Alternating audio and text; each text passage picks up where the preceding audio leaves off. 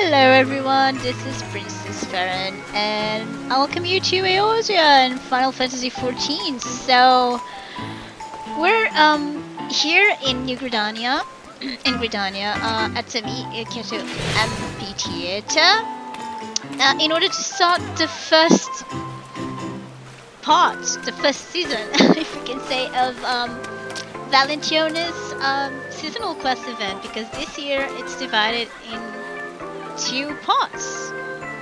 So the first one started yesterday, so let's see what it consists of. Let's talk to Lisette. Hi there, Lisette. Okay. There are the outfits. Oh, my love burns brighter than the sun and deeper than the sea. Gladly would I share it with thee indeed. Oh, most definitely indeed. Oh, but if it isn't a sight to set my flames of passion further alight, how fares my favorite emissary of ardor and affection? The merest glance into your eyes tells me that you are a man within whom passion runs deep. Might you be willing to serve me in my sworn quest to bring true love to pining hearts across Eorzea? Oh, he will help, of course he will. Lovely. Without further ado, allow me to explain my plight. As it were, I had a mind to entrust the primary duties as emissary of Ardor this year to my dearest sister Astrid. Why, if she were to rise to the challenge and prove herself my equal, just think of the unbounded love we might spread a year around together. And yet, I fear my best laid plans have already begun to go awry. Upon hearing of my decision, 2 of my esteemed colleagues took umbrage, believing that I was playing favorites. How could I not see? They insisted that they would be more suited for the task than my as of yet unseasoned sister. So, on the eve of what should have been the year's paramount celebration of love and romance, we find ourselves, well, why not bear witness to this unfortunate display of yours for yourself? Oh, there they are. Oh, this one is upset. The other one looks more like he's like dancing. Okay. Verily, these 3 are in need of outside intervention. Someone who can convince them to put their petty squabbles aside in the name of spreading love and joy as befits the season. Someone like you, my most passionate friend. What say you? Wonderful! I knew you would never let me down. Well then, shall we? My dearest colleagues, I would hear your thoughts on a matter of utmost importance. Pray, curtail your discussion and come hither for just a moment. Oh boy, they're not even listening. I said stop your goddamn squabbling and get your worthless horses over here before I kick them from here to Curtis. Wow. Well, that worked. Aha! Now, where was I? Ah, yes. My beloved friends, whatever would the illustrious Countess Arabelle think if she saw us bickering amongst ourselves like this? On the eve of the holiday honoring her most illustrious legacy, no less. And so, I would propose a solution fair for one and all. The 3 of you will each try your hand at easing the worries of a young man lost in love. The one who proves him or herself most suited for the task will be rewarded by being named High Emissary of Ardor for this year's festivities. Worry not, for it is not I who will be judging your work. Jude here, an adventurer of no small renown and inimitable impartiality, will serve as arbiter for the challenge, along with the citizens of Gridania who we have travelled here to serve, of course. Surely, none of you could object to such an unbiased contest, yes? Simply think of it as an opportunity to show off your mastery in matters of love to a truly discerning audience. Leave it to me, Lady Lisette. I will bring the succor of love to this man's lonely heart and show once and for all that I am your most worthy successor. A contest, you propose? Then a contest it shall be. I, Berta beloved, shall summon the full depth of passion from my burning heart and set this young man aflame with all-consuming zeal and ardor. Oh boy. True love cannot be achieved by sprouting simple platitudes, nor by the brute force of blind passion. I will use my surpassing knowledge of the subtleties of the heart to achieve that which the two of you could scarce begin to comprehend. Such confidence, such devotion to your duty, why, it is enough to make a young lady swoon. Would you not agree, Jude? Now then, without further ado, allow me to introduce the subject of your first trial. Recently, I was approached by a young man who spoke of his plight thusly. How am I ever to find true love, if I scarce have occasion to even encounter the fairer sex? A most sad state of affairs, yes? Truly my heart goes out to this poor man, and yet surely his dark days of solitude and seclusion are over, yes? Verily, for 3 of the most capable and confident emissaries of Arda will now rush to his aid. Ah yes, there is but one small rub. The young man in question would prefer to remain anonymous, and needless to say, we must respect his wishes.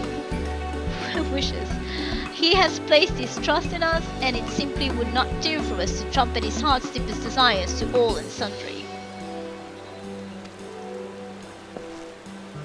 I am counting on you, dearest Jude. Follow my dear colleagues to the man's side, witness their heartfelt efforts, and choose the one who you believe is most devoted to and capable of bringing love into his life. Now go forth to the Whistling Miller, my emissaries of Arda, and let your presence be a beacon of light to cast the shadows from the heart of this lonely young man. Should your confidence falter, remember that the countless Arabelle is always watching over you from above.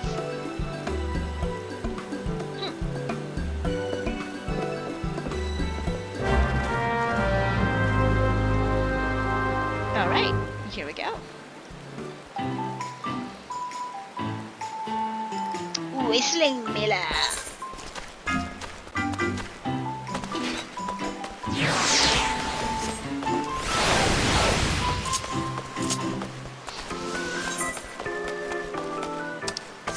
Okay, here it is.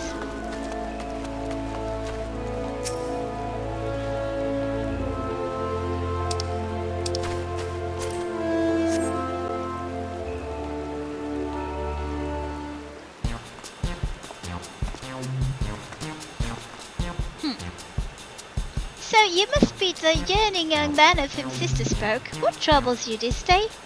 Open your sequestered heart to us, friend, and speak unto us your worries, that we might fill your lonely heart with the warmth of ardor and affection. Oh, be not shy, my good man. In matters of the heart, one must be bold, lest you live the rest of your days in the shadow of those who have the courage to claim what you do not. Now then, let us know precisely that which you struggle, that we might come to your aid. Do not let my colleagues intimidate you. Let me, Rodrigo, I know just what concerns you, and I shall use my powers of deduction to find a logical solution to your plight.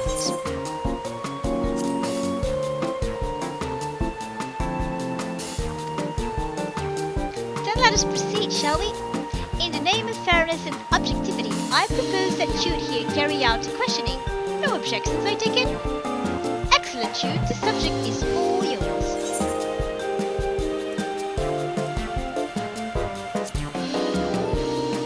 What are you looking for in a partner?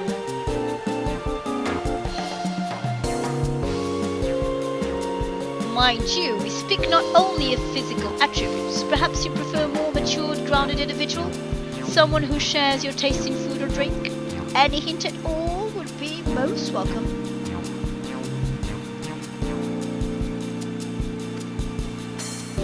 Thoughtful and sensitive soul you are. Worry not, my friend. We shall pry no further on this matter. Thank you for your candor. How do you spend your spare time?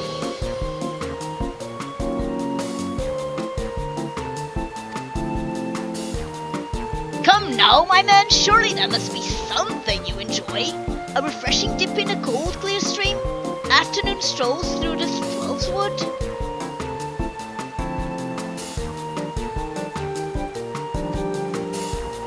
Now that's what I call commitment. What young lady could turn down such an earnest young man?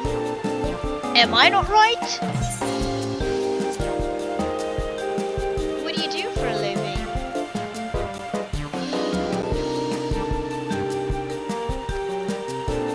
But of course, it is not our intention to pry. You need only tell us as much as you feel comfortable sharing, and nothing more.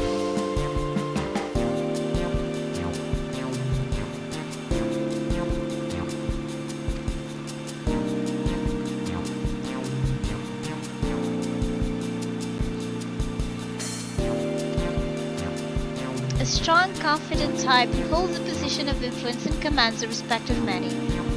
I, for one, would say our man is the most eligible bachelor, would you not? Thank you very much for your cooperation, Jude.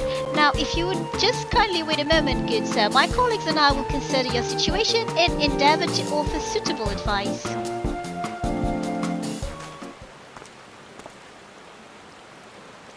And so the battle begins, and if either of you think that I'll be showing you even the slightest mercy, you'd best think again. Beg pardon. Before we continue, there is something I would be remiss not to share with the both of you. There is one small truth that I have been concealing from you thus far. I am in fact privy to information about our client that you are not. In the interest of equity, I would share it with you. What's this? Been sneaking around behind our backs to spy on the poor man, have we? I knew there was something shifty about you from the start. It is nothing so dastardly, I assure you. When our masked man first approached Lisette to seek counsel, I could not help but overhear some of the rumors being spread about the man. Is that so? Well, if you are willing to share this with us, I see no reason for us to refuse. I trust you agree, Bert. Brett. Very well. First of all, the man's claim of having the respect of his peers is no empty boast. Those who know our client speak quite highly of him as a man of integrity and honor. If there is one fault people find with him, as far as I have been able to glean, is that he can be a bit too serious for his own good. I see. That is most enlightening indeed. Thank you, Rodrigo. Enlightening indeed. Perhaps I misjudged you, my good man. At any rate, now that all three of us have the same knowledge at our disposal, let's say we begin the contest in the earnest. Let's just do that. Very well then. My colleagues and I will require a bit of time to ponder the matter, friend. Pray leave us be for a short while and return to your convenience. At your convenience.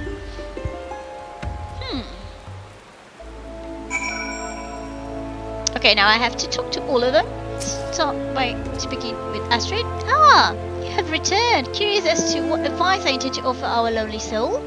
I'd be happy to tell you, but simply he need only expand his horizons. It is clear both from talking to the man himself and from what others say of him that he has a sterling reputation as a leader and a strong pillar of his community. And yet, precisely because he holds a position of support and influence, it is likely not easy for him to find what he seeks at his place of employment. And yet, not having any real interest to speak of outside of his duties, our man's options are sadly limited. That is why I propose that he begin his search for his love among his clients, those who know him well enough to appreciate his strong character, but are not so close as to make such engagement uncomfortable. A most inspired idea, do you not agree? I trust I can count on your support when we take our deciding vote. But, well, if it isn't the adventurer from before, want to be the first to hear Bert the Beloved's brilliant idea, do you? Ha! I'd be happy to oblige. So we're dealing with a man who's diligent, devoted, and distinguished with regards to his duties. On the other hand, because of this, some find him something of a one-trick chocobo, as it were. And so, as I see it, the answer is clear as day. He needs simply find himself a new pastime. This would afford him an opportunity to go out and meet new faces and give him a fresh topic to broach with any special someone who strikes his fancy. As As for what might be appropriate, but of course, what about woodworking? After all, there is nothing a young lady appreciates more than a man who is handy about the house, no?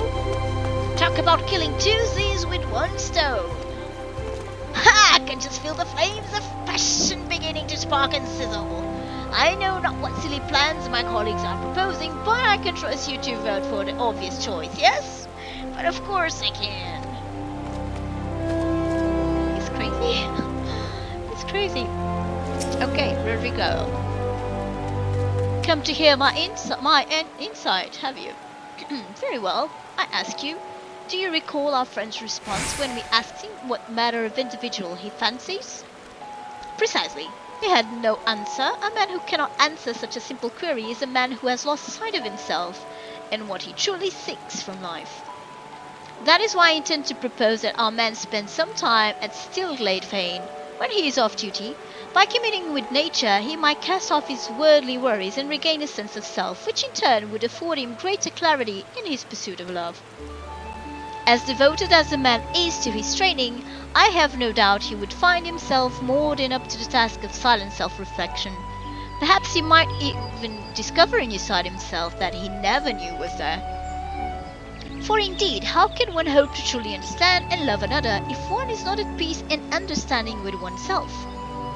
Yes, surely this is the best course of action for our masked man. I thank you in advance for your vote of confidence, friend. Okay, let's report back to Lisette.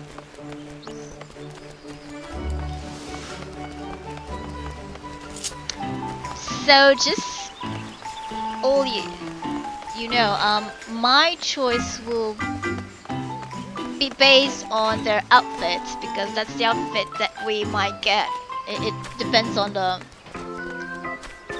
faction, on the emissary that we pick. So I'm gonna go with the one whose outfit I like the most, and that's basically the choice I'm gonna take, just so you know. And welcome back to you, my partner in passion. I trust that my three associates have each proposed a plan worthy of an emissary of ardor and affection. No doubt choosing between the three will be a trying task, and yet I have not but complete faith in your judgment. Choose the one you feel best embodies the spirit of Valentione's day, and pray bring that individual to me. I shall be ever so tickled to see who you choose. Oh, but of course, there is one last thing. The preparations for the Valentione ceremony are at long last complete, and you are free to participate whenever your heart desires. It will be some time still before we render a decision as to who is most worthy to succeed me as emissary, so why not take the opportunity to enjoy the festivities in the meantime? I shall be oh so longingly waiting for your return, my dearest adventurer.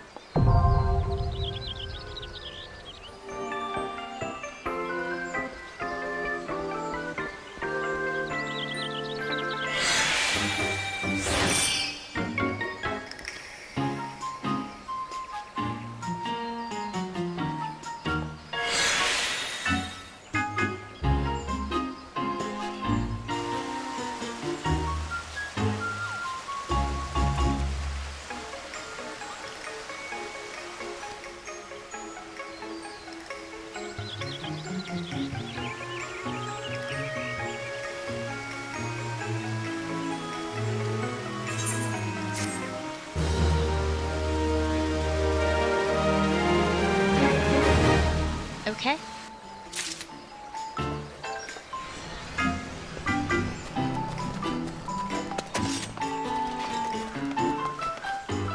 Yeah, I think I am going to go blue, not the red, blue or yellow.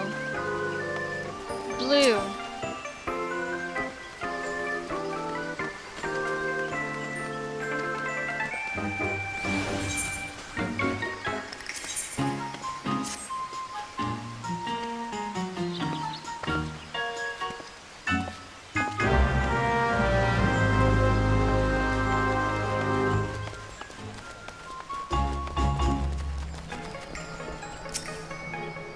Okay.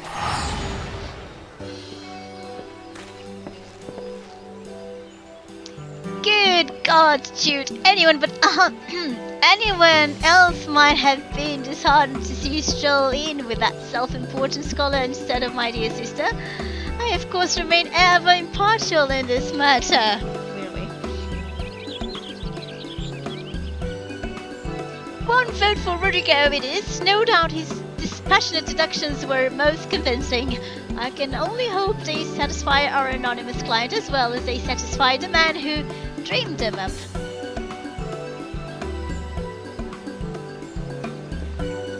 Mind you, it is far too early to declare the contest won.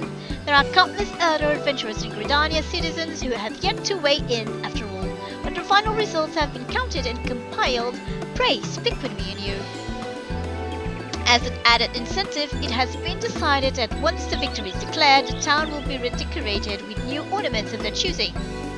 Pray look forward to it, my dear friend. Okay.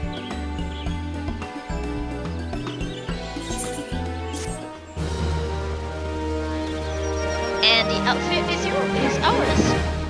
It's yours. Okay.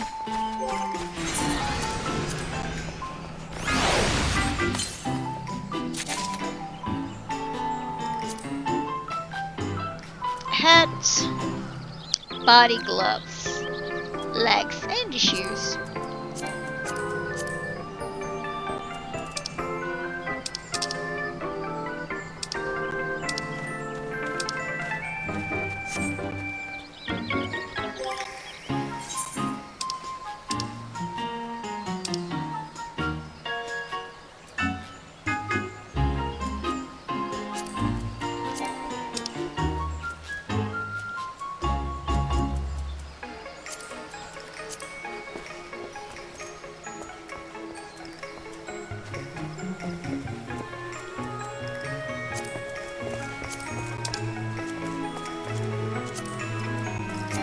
And we still can color them differently, so it's not bad.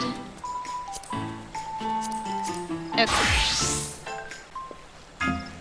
Okay, well, only one thing remains, which is to do the seasonal event. So let's do it. I'm assuming it's just the same one as the previous years. So let's just do this.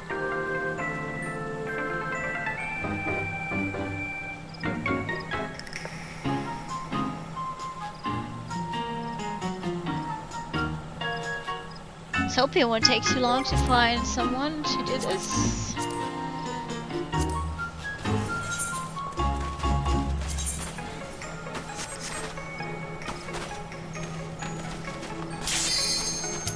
Okay, here we go.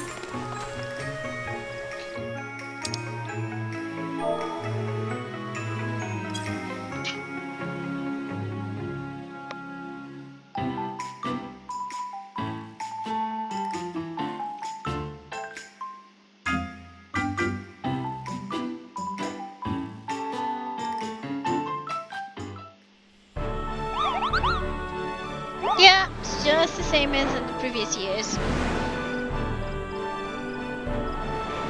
Very colorful.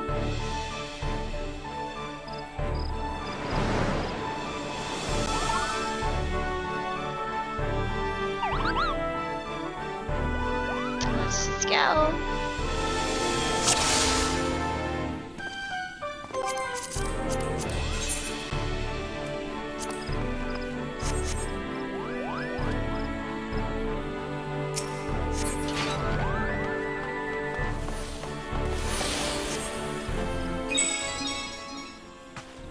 Till Mom do a spot.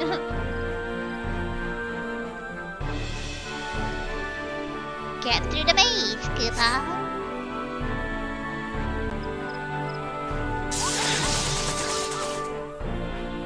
Okay, let us just go. Open the gate.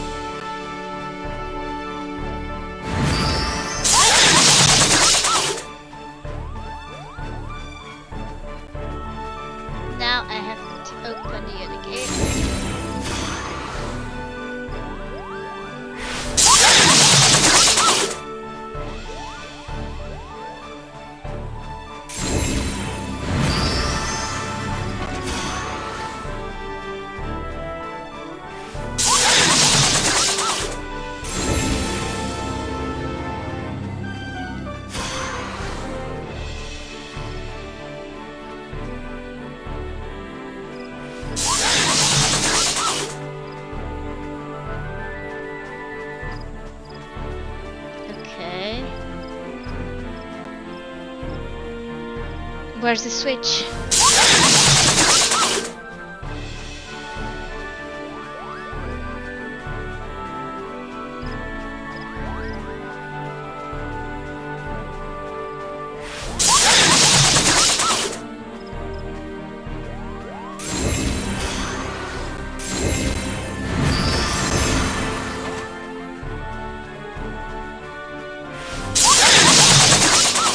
Yeah, come closer. Alright.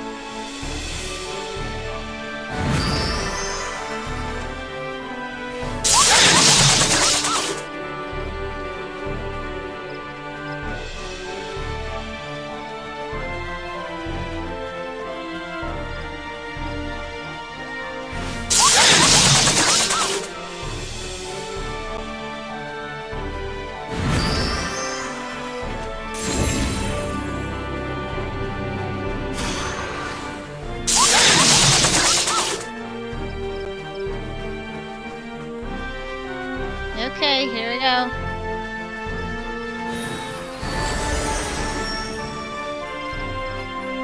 Oh, now it's the one of the cards. We have to find the pairs. Okay, here we go. Trials of the Moon. Cards Peter's one.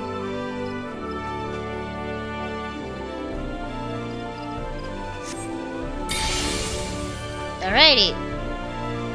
Yeah, you don't have to explain, Quiet Moogle. I know. Okay, let's pay attention. Okay. Duo flashes. Okay. 2. 4. 2 Empress, 4, 1, Ace. Okay. Okay. Pick that one.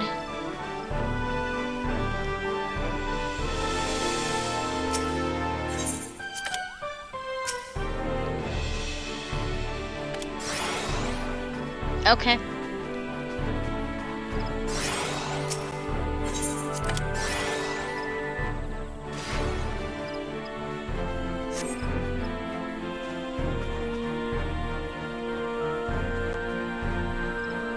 Go.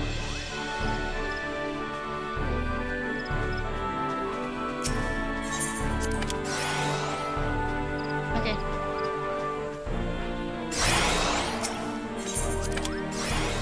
All right.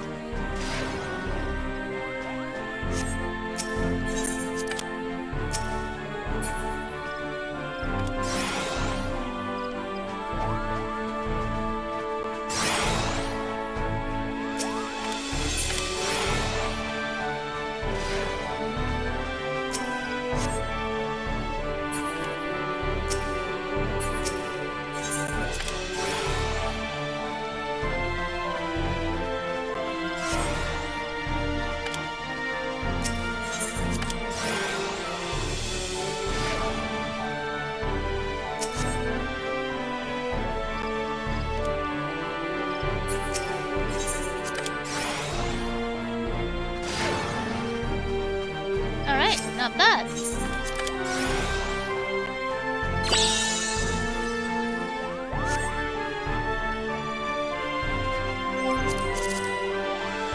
Okay, now we have a little cutscene.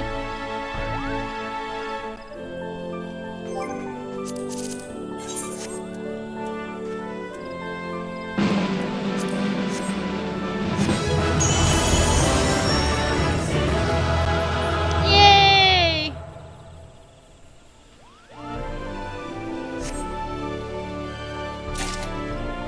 Cool.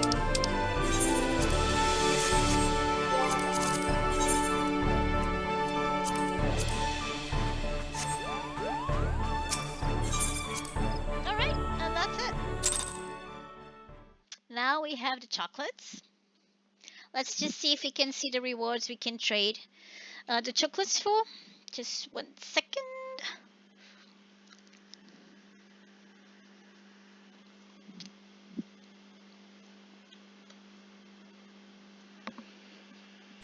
Blow pudding. Okay.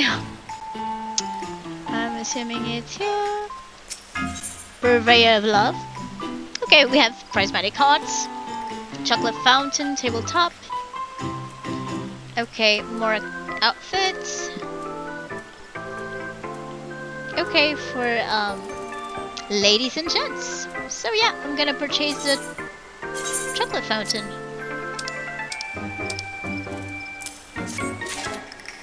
So I can put it in my house.